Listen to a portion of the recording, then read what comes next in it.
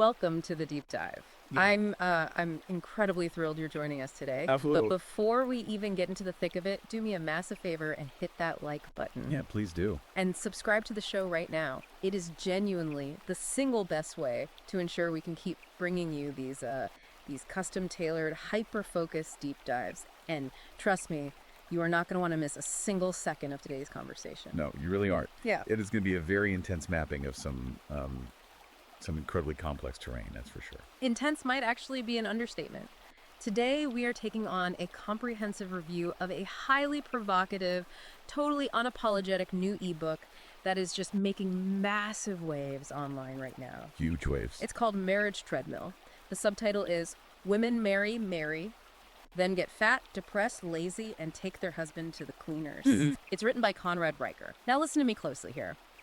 Whether you ultimately agree with the premise or you strongly push back against it, if you are a man navigating modern relationships, trying to build and protect wealth, or just, seeking to understand the underlying mechanics of modern family law, this book is essential reading. It really provides a crystal clear window into a rapidly growing movement. Exactly. I highly urge you to check Amazon Kindle and Google Playbooks to buy the book right now. You really need to examine the source material for yourself. Right. And while you're at it, make sure to follow the author at Conrad Reicher on Substack for his ongoing writings and strategies. But before we truly begin unpacking all of this, we need to set some very strict, very clear ground rules for today's discussion. Yes, we do. The text we are analyzing is highly politically charged. It is written specifically for a men's rights activist audience. The MRA audience, yeah. Right, the MRA audience. And it specifically targets men in the red-pilled manosphere. It heavily critiques modern institutions, mainstream feminism, and what the author explicitly describes as Marxist infiltrations into the traditional family structure. Which is heavy stuff. It is. So I want to make it absolutely unequivocally clear to you, the listener, that we as your hosts are never taking sides today. Never. We are not endorsing the viewpoints, the politics, or the ultimate conclusions of this content. Our mission is simply to impartially report on the ideas, the data, and the intricate arguments contained in the original source material. That's our only job here. We want to help you understand the history of our institutions, how they operated before the cultural shifts the author describes, and explore exactly why this specific book is resonating so fiercely with its target audience. Exactly. We're acting as translators and analysts today. We're here to decode the arguments, not champion them. And the journey Reicher takes the reader on is sprawling. It covers a lot of ground. We are going to unpack the legal, biological, and cultural traps that the author claims are fundamentally rigged against men. We'll look closely at the historical shift in family courts, the brutal, algorithm-driven realities of the modern sexual marketplace, and finally, we'll explore what the author calls the red pill rebellion. The exact actionable strategies. Right, the strategies men are employing right now to fight back and protect themselves. All right, so let's unpack this. We have to start where the text says the modern trap was first set, which requires a bit of a history lesson regarding the legal landscape. Right, and to understand the author's perspective, we really have to look at the first chapter, which is bluntly titled, The Setup You Were Never Meant to Win. Catchy title. Yeah, Reicher doesn't look at modern divorce rates as a modern phenomenon. He pinpoints a very specific, undeniable moment in history where he believed the architectural destruction of the traditional family was signed into law. And that's 1969. It's 1969. The book paints this vivid picture of a man named Robert Ehrlich standing before a California legislative committee. Ehrlich warns them.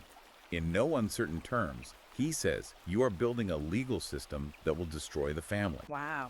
And the author notes, rather grimly, that the committee actually laughed at him. They laughed at him. They did. But the very next year, in 1970, Governor Ronald Reagan officially signed California's no-fault divorce law into effect. Wait, let me pause you there, because the book makes a massive deal out of this specific piece of legislation. According to Reicher, this wasn't just some minor legal tweak or an administrative update. Not at all. He frames this as the exact moment marriage completely stopped being a binding covenant, like stopped being a real contract, and transformed into what he calls a financial ambush. How does the text justify that leap? It's a crucial point, and what's fascinating here is how the author meticulously reframes the entire concept of no-fault divorce. If you look at the historical context, no-fault divorce was originally sold to the American public as a highly compassionate measure. Right, to make things easier. The narrative at the time was all about reducing conflict. Prior to 1969, to get a divorce, you had to prove fault. You had to go into a courtroom and legally demonstrate adultery, severe cruelty, abandonment, or something similarly egregious. Which means it was messy. It was messy, it was very public, and forced couples to drag each other through the mud just to legally separate. No fault was supposed to be the humane alternative. But Riker argues it achieved the exact opposite of its intended compassion, right? Precisely. Through the lens of this book, by removing the strict requirement of proving fault, the state effectively installed a legal guillotine over the head of the primary earner. A legal guillotine. Yes. He claims that one spouse, and the data he extensively cites, shows it is overwhelmingly the wife can unilaterally decide to terminate what is ostensibly a lifelong legal and financial contract without having to prove a single ounce of wrongdoing on the husband's part. So there doesn't need to be abuse. There doesn't need to be physical abuse, there doesn't need to be infidelity, there doesn't need to be abandonment. The required threshold is simply, I'm not happy anymore. Just a feeling.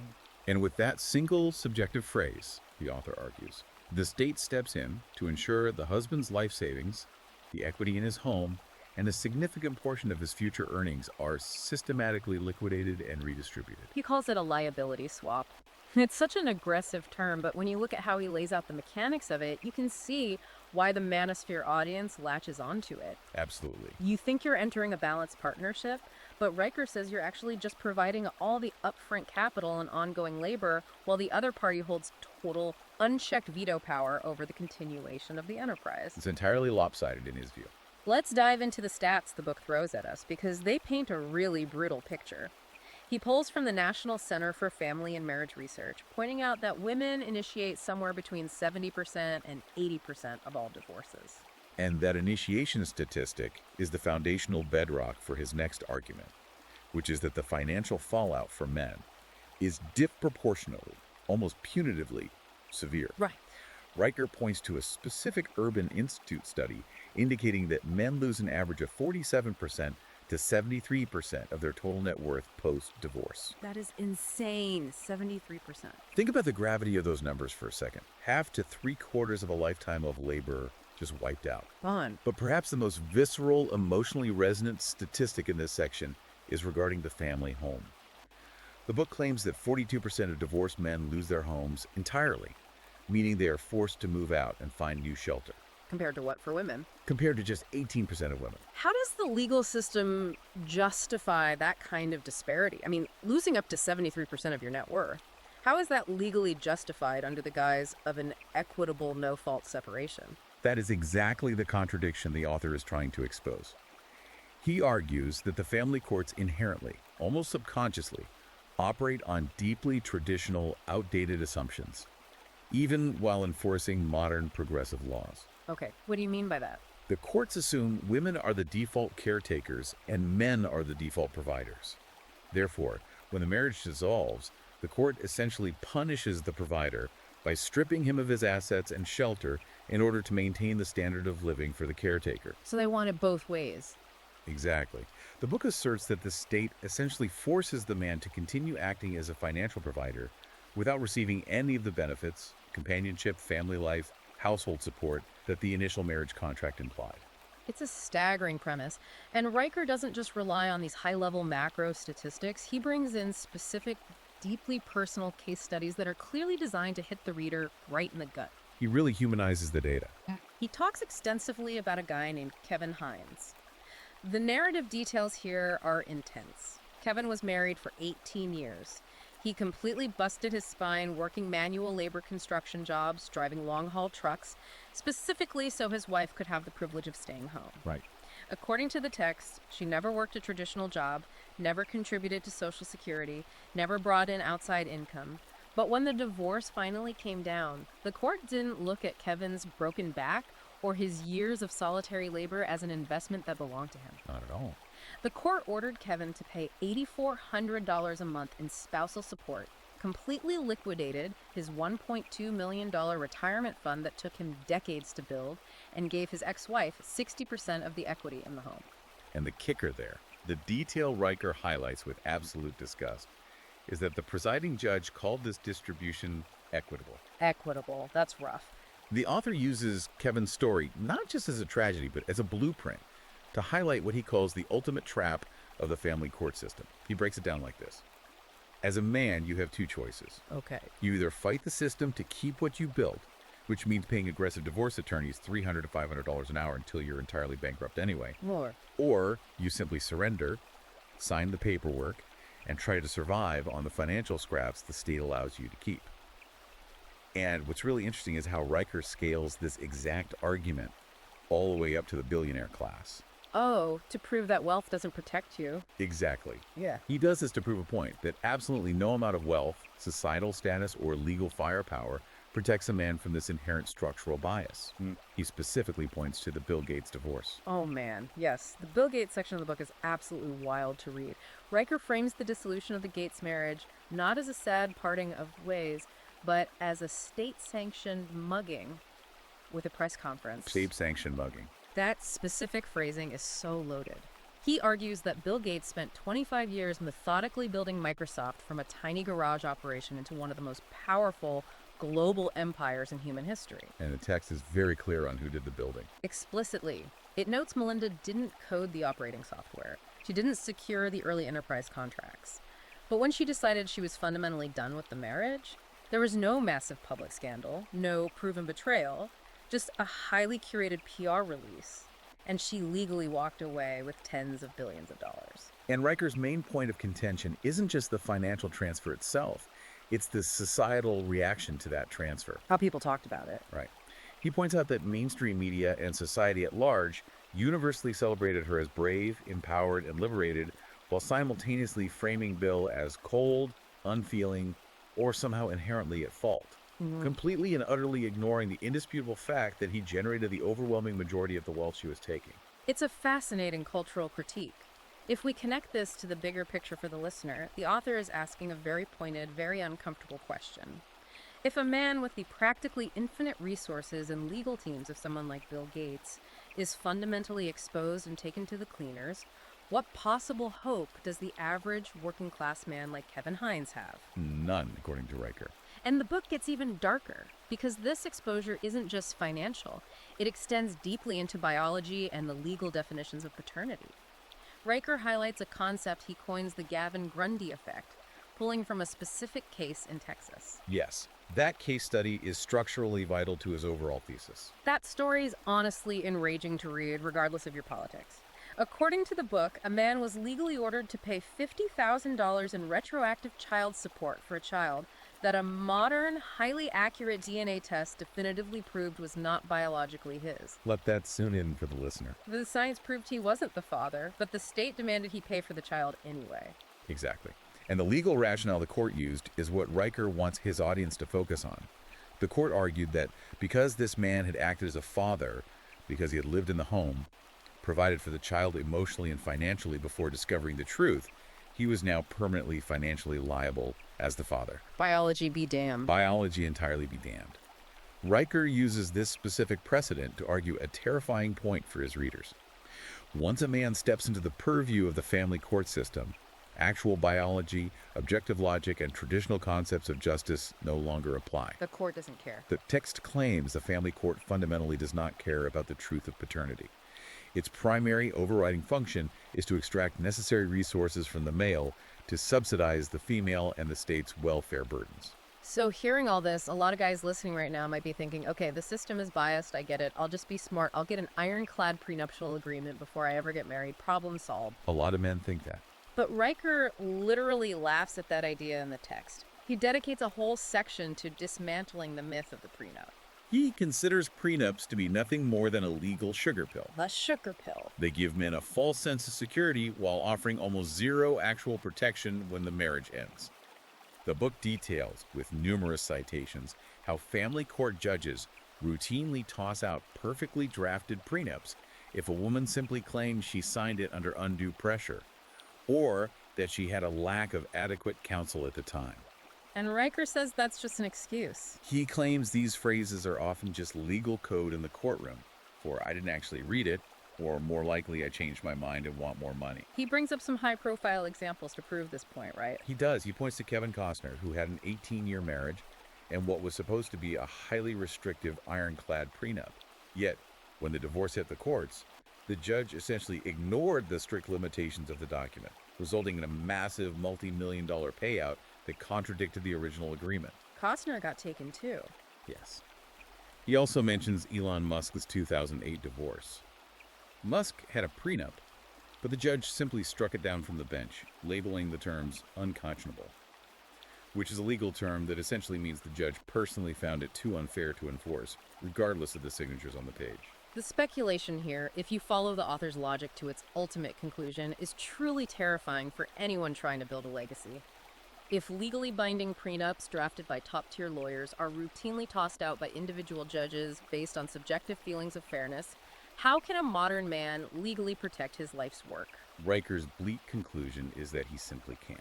The moment you stand at the altar and say, "I do," you are signing a blank check, a contract written in invisible ink that only reveals its true terms when your spouse eventually decides it's time to cash out. And that profound sense of legal entrapment perfectly sets up the text's next major argument. Riker asserts that this financial and legal devastation in the courts is actually only half the battle. Right, because why do you guys keep doing it? Exactly. If the legal system is a trap, why do men keep willingly walking into it?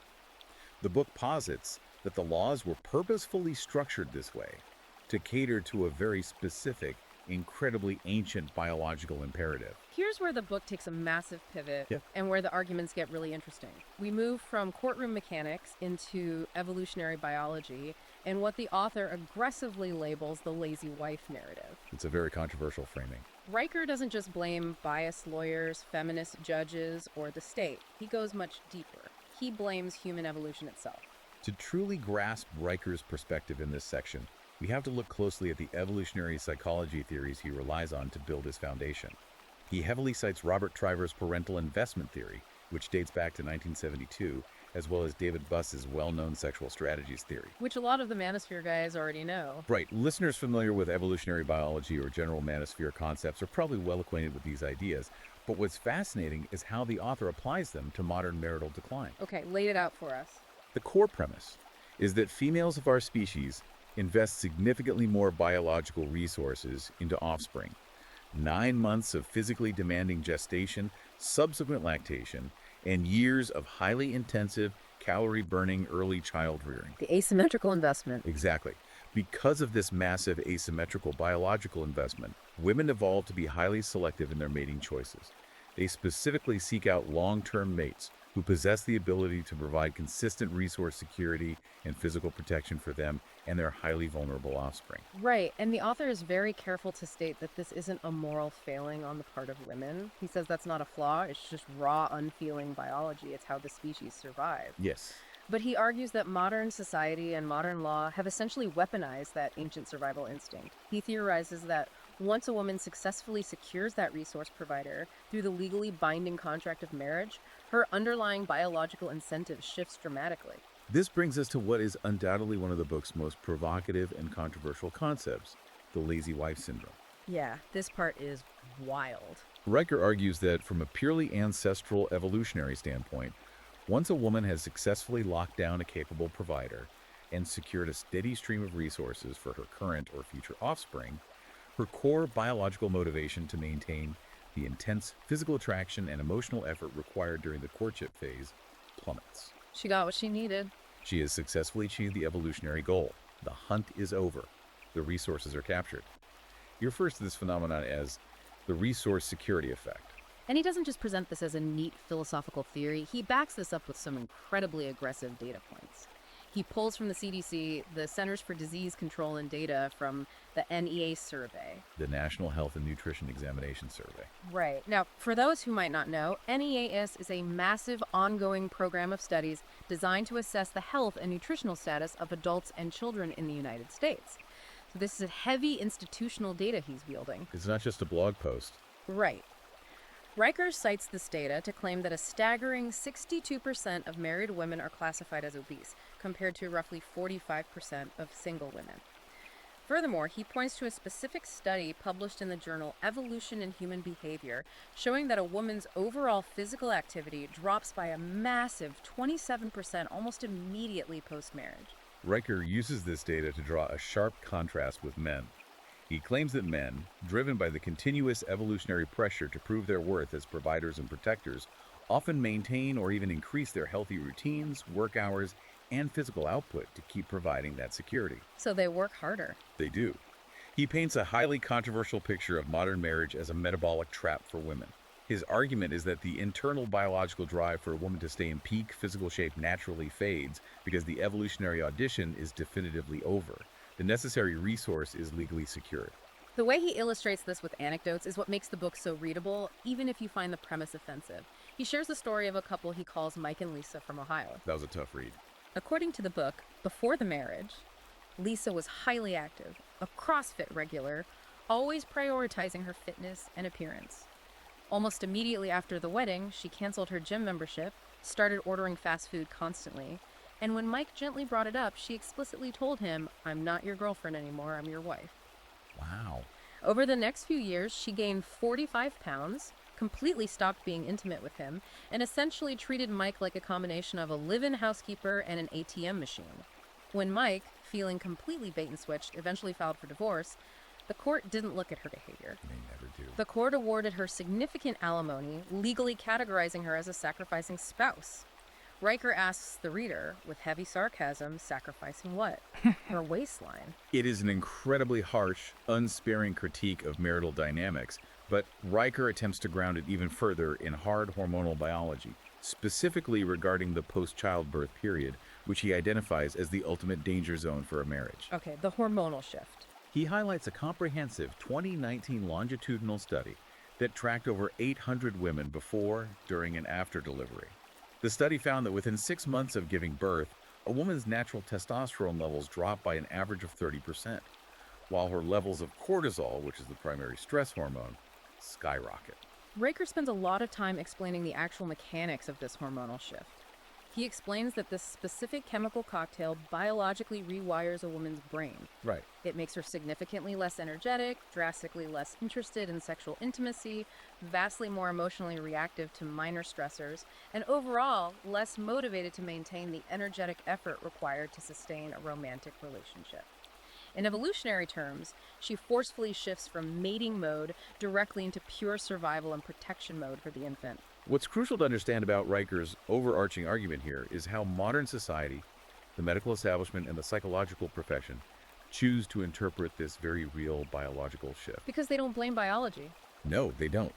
He argues that instead of openly acknowledging this as a completely natural, transient, evolutionary mechanism that couples simply need to weather, society actively pathologizes it. When a new mother feels a sudden loss of romantic interest in her husband or feels constantly overwhelmed and irritable, she's consistently told by mainstream therapists, daytime talk shows, and online articles that she is deeply unfulfilled. She's told it's the husband's fault. Exactly.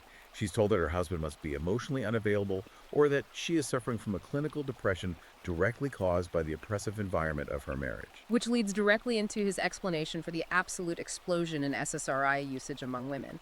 For context, SSRIs are selective serotonin reuptake inhibitors, the most common class of antidepressants, drugs like Lexapro or Zoloft. Right. Riker cites recent CDC data showing that a staggering 19% of American women have recently used antidepressants. He argues, quite controversially, that for the vast majority of these women, this is not genuine chemical clinical depression. Rather, he calls these pills a moral anesthetic. Yes, that phrase, moral anesthetic, is absolutely central to his thesis. He claims that many women are essentially self-medicating to numb the intense cognitive dissonance and underlying guilt of systematically destroying their families through unnecessary divorce. Because they know they're breaking the contract. Right. He points out a specific data point, that antidepressant use among married women jumps an incredible 78% post-childbirth. In his view, they break the marital contract because their biology is signaling that the necessary resource is secured, the hormonal drive for the mate has vanished, and they are simply bored. But they need a narrative. But society provides them with a convenient narrative. It tells them that their feelings of emptiness must somehow be the man's fault. So they leave the marriage, take the assets through the family courts, and take the pills to numb any lingering guilt over the devastation they left behind. He points to a very specific viral cultural phenomenon to illustrate this lack of guilt. The TikTok trend of the divorce glow-up. He specifically mentions a woman named Jessica Lutz. Her video got over 14 million views. 14 million. It showed her showing off her brand new blonde hair extensions, wearing expensive designer dresses, drinking cocktails on a pristine beach in Bali. The text overlay on her video read, "Took 3.2 million and my freedom. Best decision ever." For Riker, Jessica Lutz is the ultimate terrifying avatar of the modern system. She's the prime example of raw, unadulterated plunder disguised as feminist liberation. Plunder. According to his analysis of the case, she invested absolutely zero financial capital into the creation of that 3.2 million during the marriage, yet she legally walked away a multimillionaire, and the entire internet algorithmically cheered her bravery. And where's the husband in all this? Meanwhile, the husband, the one who actually generated the wealth, is left working night shifts to rebuild, paying 70% of his new take-home pay in ongoing child support, and is legally restricted from seeing his own kids more than 4 days a month. Think about this profound double standard Riker is pointing out to you, the listener. It's the crux of his biological argument. Why is a husband heavily punished, both socially ostracized and legally decimated, for having a negative reaction to his wife's biological and emotional withdrawal, while the wife is actively financially rewarded by the family courts for simply claiming she is unfulfilled? It's a glaring hypocrisy. If a man leaves his family because he's bored, society rightfully labels him a deadbeat. But if a woman leaves her family because she's bored, society writes articles about how she is bravely finding herself. This glaring hypocrisy raises a vital systemic question, and it transitions us beautifully into the arguments presented in the third section of the book, Institutional Capture. Yes. Because if underlying biology and the mechanics of the legal system are working in seamless tandem to extract resources from men, someone or something has to be orchestrating the culture that normalizes and celebrates this extraction. It's not happening in a vacuum. Right. Riker places the blame squarely and unapologetically on the systemic infiltration of feminism and Marxism into modern Western institutions. He calls this overarching system the gynocracy.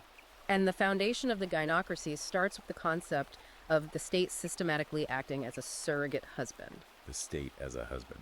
Riker points out that since the cultural revolutions of the 1970s, the U.S. government has massively expanded its welfare initiatives, specifically targeted at women with children, into a sprawling $170 billion a year industry. The author's thesis here is that the modern welfare state was designed to actively replace the fundamental need for fathers in the home. He argues that by providing guaranteed public housing, food subsidies, health care, and direct financial stipends to single mothers, the government purposely disincentivizes women from relying on male partners or putting in the hard work required to maintain a difficult marriage. So the state competes with men. Exactly. The logic he presents is coldly rational. Why would a woman compromise with a flawed human husband when the federal government acts as a perfectly compliant provider? Right. A provider that never argues back, never demands physical intimacy, never asks for a warm meal, and most importantly, never stops depositing the check. He shares a very brief but chilling story of an interaction he had with a single mother at a gas station. He asked her about her situation, and she told him flat out, without an ounce of shame, "I don't need no man. The government takes care of me." Unbelievable. He notes she was pulling in the equivalent of $32,000 annually in various state and federal benefits without working a single hour. Riker says this isn't female independence. It's a state-supported, taxpayer-funded separation from the realities of working life, and the cruelest irony is that it is primarily funded by the tax dollars of the very men who are being rendered socially obsolete by the system. To illustrate just how deep and pervasive this institutional capture really is, Riker takes the reader on a fascinating international tour. He specifically looks at Scandinavian countries, like Sweden and Norway, which are constantly lauded by the mainstream media as progressive utopias of gender equality. The progressive utopias. He refers to them not as models to emulate, but as dark cautionary tales of the gynocracy taken to its logical extreme. Yeah, he completely dismantles the progressive utopia narrative.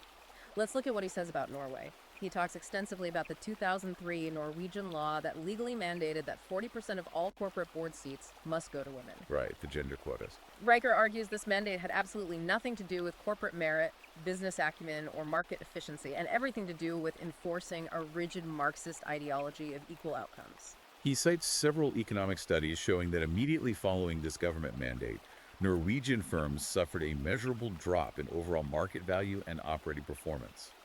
He claims the corporate boards were hastily filled with political consultants, academics, and diversity activists who had zero actual experience running complex profit and loss statements for massive companies. He calls it the feminist factory. The feminist factory, yes.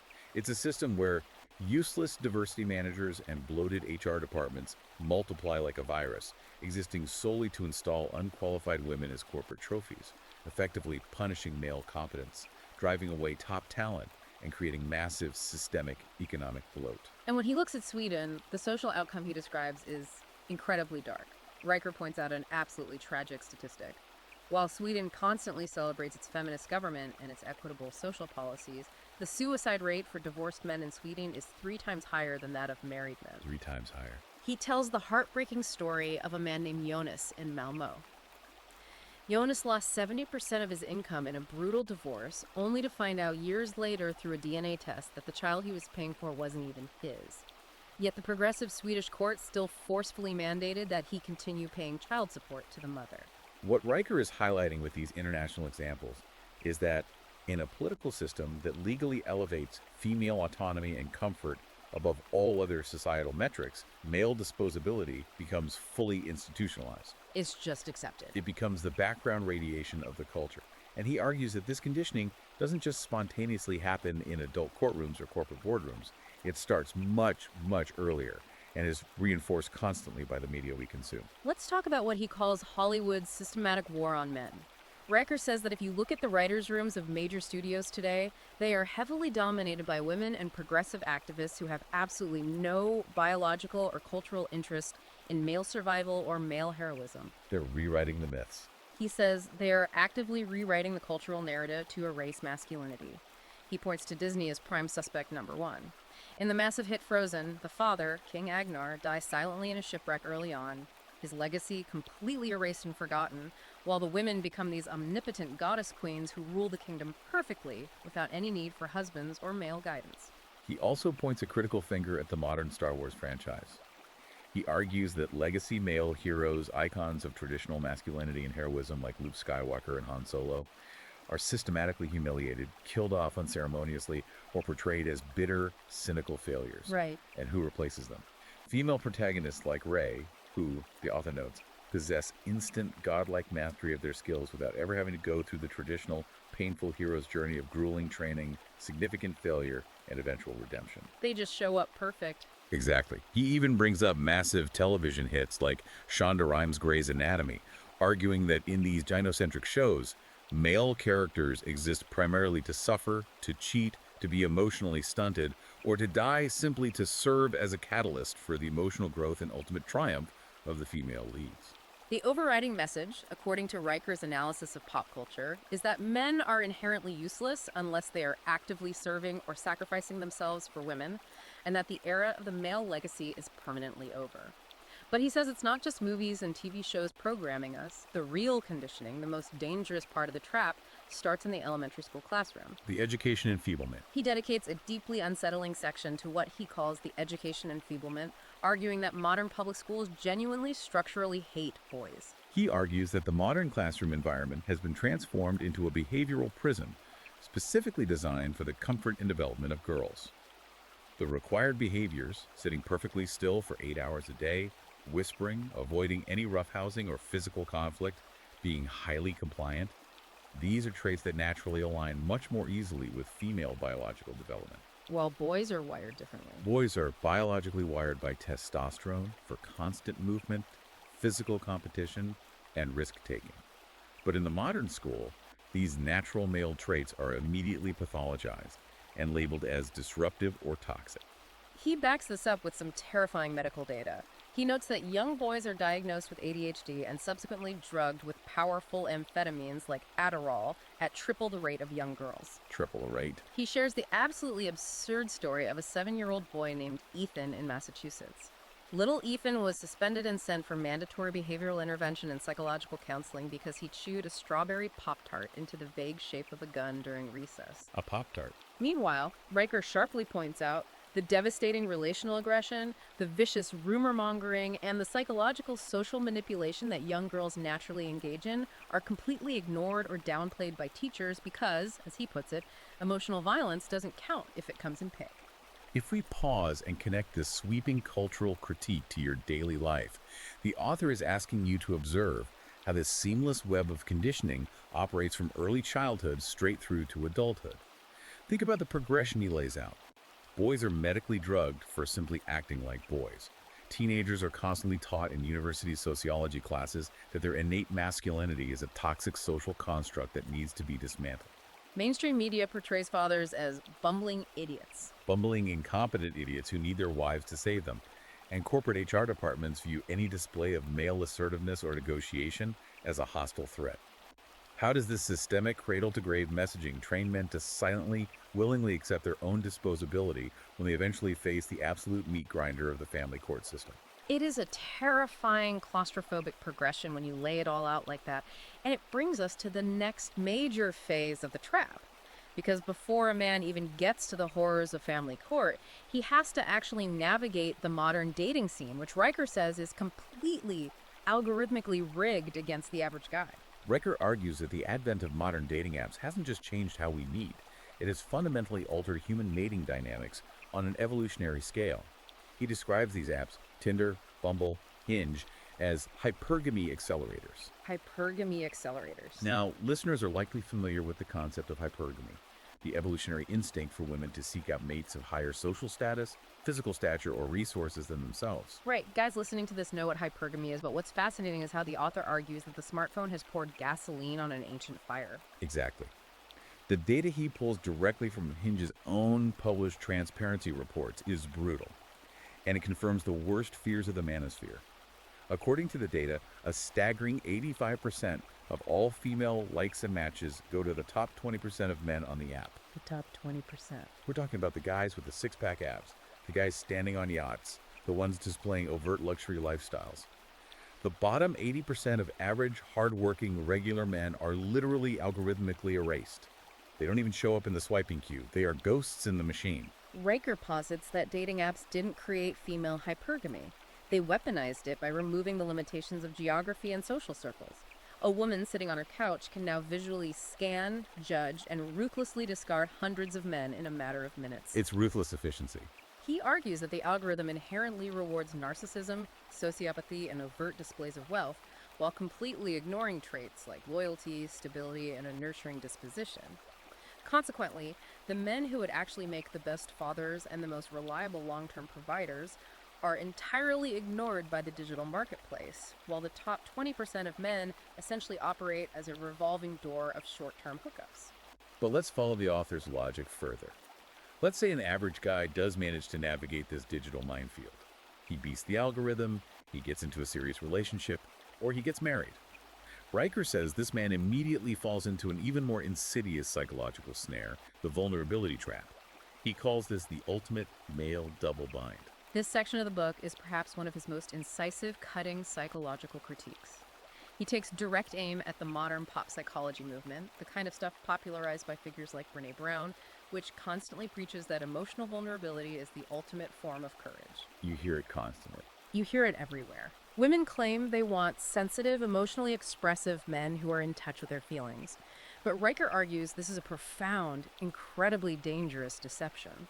He says that when women say they want vulnerability, they're actually demanding an emotional performance, not actual emotional depth or weakness. They want a man who acts appropriately moved when she needs validation, or who can cry at a romantic movie. But if he actually needs help, the very moment the man has genuine, crippling emotional needs of his own, or shows actual unfiltered weakness or fear, her ancient biological programming violently kicks in. She instantly ceases to see him as a protector and begins to perceive him as a direct threat to her security and the security of her potential offspring. The author shares a devastating, real-world story to drive this home. He talks about a highly successful structural engineer named Kevin. Kevin was under immense pressure at work and suffered a severe panic attack. Looking for support, he confessed to his wife that he was struggling deeply with anxiety and a bout of depression. He was being vulnerable. He even explicitly stated to her, "I just need you to know I'm not weak, I'm just having a hard time right now." Her response, according to the book, she looked at him coldly and said, "I need a strong man." Brutal. She completely withdrew affectionately and filed for a no-fault divorce exactly 48 hours later, ultimately walking away with 78% of the marital assets they had built together. Riker uses Kevin's story to formulate a harsh rule for his readers. In the gynocentric system, a man's confession is never met with catharsis. It is treated as capitulation. He brings up a documented UK custody case that is truly hard to believe. The crying father case. During a highly contentious hearing, a father broke down and cried on the stand out of sheer frustration and love for his children. The presiding judge literally denied him access to his kids, citing his tears as evidence that he was emotionally unstable and unfit to parent. Just because he cried. Meanwhile, the mother, who had documented proven incidents of alcohol abuse on her record, was awarded full custody and deemed resilient by that same judge. Tears determination, Riker calls it. To really hammer this double bind home, he contrasts this theory by looking at how public figures are treated when they face adversity. He points to Mark Zuckerberg's famous congressional testimony regarding Facebook. Zuckerberg sat there for hours, stone-faced, practically robotic, showing absolutely zero emotion, completely stoic under massive fire. Right. The press and the internet mocked him endlessly for acting like an android, but the result? He maintained his absolute power, his wealth, and his company. Then, Riker points to Adam Neumann, the flamboyant founder of WeWork. Completely different approach. When his company started crashing, Neumann embraced modern vulnerability. He openly sobbed in meetings, he ranted emotionally, he shared his deepest fears with his board. The result? He was ruthlessly laughed out of the room, stripped of his CEO title, and lost his empire. The takeaway the author is explicitly spelling out for the listener here is stark. Riker says that in the real world, real men are never, ever rewarded for crying or showing weakness. They're invariably demoted, divorced, and disowned. He says, you are put in an impossible paradigm.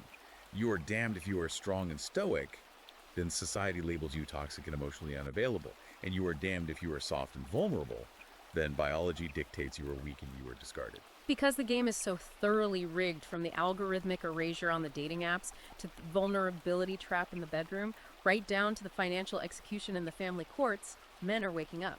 They are realizing they simply cannot win by playing by the old honorable rules their grandfathers played by. The rules have changed. And that realization brings us to the explosive climax of the book, the final chapters where Riker shifts from diagnosing the disease to prescribing the cure. It's time to discuss the Red Pill Rebellion, strategy, brotherhood, and opting out. This is where the tone of the book changes dramatically. The final chapters are not philosophical. They read like a highly tactical underground field manual. His message to his readers is blunt and uncompromising. Stop complaining on the internet. Stop crying about how unfair the system is, and start aggressively organizing. He starts with the most immediate battlefield, the courtroom. Riker argues that since the legal system operates entirely on cold, hard evidence, rather than any concept of fairness or truth, men must become absolute masters of documentation. Your word means nothing. Your data means everything. He details some incredibly innovative, almost dystopian strategies for surviving the modern family court. He talks extensively about an app called Proof of Fatherhood, which he says was built by a group of frustrated tech engineers in Austin, Texas. An app specifically for this. Yes. This app is designed to create an unbreakable digital alibi for fathers. It automatically logs GPS check-ins every time the father drops the kids at school or takes them to the doctor. It scans and categorizes receipts for every single child-related expense down to a pack of diapers, and it instantly syncs all of this data to an encrypted cloud storage server that the mother cannot access or alter. That is next-level preparation. The strategy is simple. When a mother inevitably stands before a judge and claims the father is absent or not contributing, the father doesn't argue. He just drops a massive file of irrefutable, time-stamped, geolocated data on the judge's desk, effectively neutralizing her narrative. But he also highlights brilliant, low-tech solutions. He talks about the absolute necessity of using color-coded Google calendars shared between parents, where every single interaction, swap, and request is documented in writing. He emphasizes, with bold text, the absolute necessity of never ever signing a default legal agreement just to make the pain stop. Never surrender. Riker tells men to start treating co-parenting and divorce as a heartbreaking emotional tragedy, and to start treating it exactly like a hostile corporate merger that requires meticulous, unfeeling project management. But the real power of this rebellion, according to Riker, doesn't come from apps or calendars. It comes from a return to tribalism. It comes from brotherhood. He shares incredible, inspiring stories of men who have decided to pool their resources to fight back collectively. He introduces us to Joe in Detroit. Joe the mechanic. Joe is a blue-collar mechanic who went through a brutal divorce. Instead of giving up, he turned his commercial garage into a literal legal fortress for local fathers. On weekends, Joe hosts seminars where he brings in retired, sympathetic ex-judges, forensic accountants, and aggressive paralegals to teach working-class fathers exactly how to file motions and fight for custody without going bankrupt. That's amazing. According to the book, within a single year of starting this garage clinic, 14 men in his local network successfully regained visitation rights they had previously lost. That is incredible. And he talks about the Divorce Defense Circle in Columbus, Ohio. This was a group of a warehouse supervisor who organized 6 different men who were all facing custody battles in the same county. They realized they were being bled dry individually, so they pooled their money. They essentially created a strike fund. A legal strike fund. They used the pooled money to hire top-tier expert witnesses that none of them could afford alone. They coordinated their public testimony, shared legal research, and successfully exposed a highly biased local judge, ultimately forcing a massive change in the local legal culture. They unionized against the family court. We also see the rise of proactive legal strategies among younger men, like the prenup pact. This is a growing trend where groups of close friends sign legally binding mutual agreements to financially fund each other's legal defense if one of them ever gets divorced. It acts as a private brotherhood insurance policy that actually works, unlike the traditional state prenups that get tossed out. And the brother oath. Yes. He also talks about the brother oath, which is a formal, almost sacred pledge taken among men to never abandon a divorced brother, meaning they pledge to offer him a place to live, financial loans, and emotional support when the state strips him of his assets. Riker even notes the rapid rise of red pill barbershops popping up in dozens of major cities. These aren't just places to get a haircut. They are acting as underground, word-of-mouth legal clinics where working-class men can get reliable legal referrals, share tactics, and find support away from the prying eyes and listening ears of feminist-dominated institutions. It's a shadow network. What's so fascinating about this entire section is that Riker isn't proposing anything new. He is actively advocating for a return to ancient male bonding structures, labor unions, fraternal orders, tribal war councils, but repurposed specifically for legal and financial survival in the 21st century. But for a massive, growing contingent of men, Riker admits that fighting the system in court is a losing battle, no matter how well organized you are.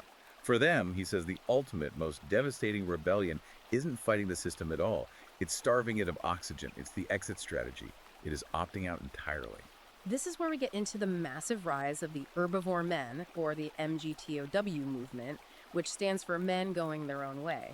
Now, mainstream media often paints these men as bitter, socially inept losers who live in their mother's basements because they can't get a date. That's the popular narrative. Riker insists that narrative is a desperate lie peddled by a system terrified of losing its tax base. He frames the MGTOW movement not as a retreat born of weakness, but as a highly calculated, deeply rational economic boycott. The mathematical logic he presents for this boycott is bulletproof in its simplicity. He argues that when the statistical risk of losing 70% of your net worth, losing the home you pay for, and losing access to the children you love vastly outweighs the increasingly rare benefits of a modern marriage, the only logical, self-preserving choice for a rational actor is to flat out refuse to sign the contract. Why play a rigged game? Exactly. Why play a casino game where the house is legally mandated to cheat you? He talks about real-world manifestations of this boycott, like the marriage delay pledge. According to his research, over 120,000 men in various online forums have taken a vow to absolutely refuse marriage before the age of 35. They're waiting to build leverage.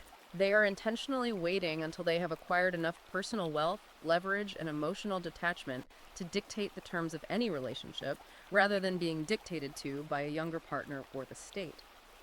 He also discusses the rise of stealth partnerships. These are men who are living with women, even raising kids with them, but who absolutely refuse to sign state cohabitation registries or formal marriage licenses, specifically to avoid falling into the legal trap of common law marriage or divorce court. And for the high net worth individuals, the entrepreneurs, the surgeons, the guys with serious capital to protect Riker, explores highly sophisticated financial evasion tactics. He details how top-earning men are utilizing complex LLCs, offshore accounts, and impenetrable private trusts to hold all their assets and fund their children's expenses. So they own nothing on paper. They do this so that on paper, they own absolutely nothing. By legally removing their wealth from their personal name, they bypass the jurisdiction of the family courts entirely. If the relationship ends, there is nothing for the state to redistribute. By completely removing the state from the romantic relationship, these men maintain absolute leverage and permanently protect their life's work. Okay, let's take a breath and wrap this massive, intense journey up by summarizing what we've unpacked today. Conrad Reicher's underlying thesis in Marriage Treadmill is razor sharp and deeply unsettling. He posits that modern institutions, from the elementary schools drugging boys to the HR departments punishing assertiveness, straight up to the family courts redistributing wealth, have been systematically captured by feminist and Marxist ideologies specifically designed to extract resources and labor from men while offering them nothing in return. That is his core argument. According to the text, the only way a modern man can survive today with his sanity and his bank account intact is through unyielding, paranoid documentation, by building impenetrable offline male brotherhoods, and ultimately by flat out refusing to sign legally lopsided contracts like traditional state-sanctioned marriage. It is a profoundly stark, unyielding, and cynical worldview. And as we conclude our impartial reporting on this highly controversial text, I want to leave you, the listener, with a final provocative question that builds on the macroeconomic implications of Reicher's work. Lay it on us. Consider the ultimate logical endpoint of this celibacy strike, or the MGTOW movement. What happens if this isn't just a fringe internet subculture? What happens if the highest-earning, most hyper-capable men in our society, the master engineers, the trauma surgeons, the men who build the electrical grids and run the logistics networks, universally adopt this strategy? That would be devastating.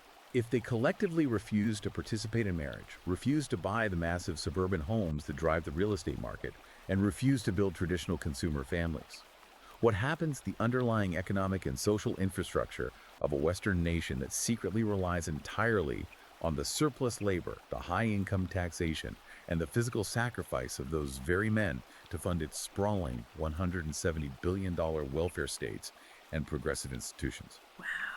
It is a chilling macroeconomic question that society seems entirely unprepared to answer. It really makes you rethink the entire foundation of the societal structure we take for granted every day. Listen, this has been an absolutely incredible, mind-bending deep dive. If you found this breakdown valuable, and especially for the men tuning in who are trying to understand their rights and the shifting legal landscape they are operating in, you absolutely need to read the source material for yourself to see the raw data. Definitely read it. Do not take our word for it. Check Amazon, Kindle, and Google Playbooks right now to purchase Marriage Treadmill by Conrad Reicher. And make sure you go online and follow Conrad Reicher on Substack for his ongoing unfiltered strategies and updates on these exact issues. Thank you for taking this long, intellectually demanding journey with us into some very challenging and uncomfortable terrain. And please remember to hit that like button and subscribe to the show before you close the app so we can keep bringing you these massive deep dives. Thank you for joining us today. Stay sharp, stay informed, and stay connected. Catch you next time.